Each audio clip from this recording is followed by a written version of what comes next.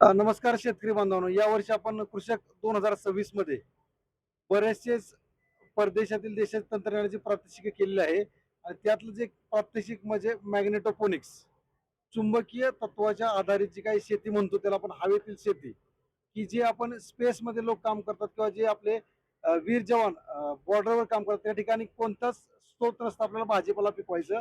तर हे मॅग्नेटोफोनिक्स म्हणजे आपण एका खोलीमध्ये एका रूममध्ये चुंबकीय तत्वाचं एक क्षेत्र तयार करतो. हे नेदरलँडची टेक्नॉलॉजी आहे. ते तत्व तयार करून त्यामध्ये आपण फर्टिगेशन म्हणजे खतं, पाणी, औषध जे काय आपण ते आत त्या चेंबरमध्ये सोडतो आणि त्यामध्ये त्या झाडाची वाढ होते. म्हणजे कमी जागेमध्ये, कमी खत आणि कमी औषधामध्ये अशा प्रकारचा भाजीपाला याला आपण म्हणतो हवेतील भाजीपाला किंवा मॅग्नेटोपोनिक्स. आणि येणाऱ्या काळामध्ये आपण हे व्यावसायिक तत्वावर कशा पद्धतीनं तंत्रज्ञान वापरायचं याचा सुद्धा आपण प्रात्यक्षिक लवकरात लवकर शेतकरी बांधवांना दाखवणार आहोत.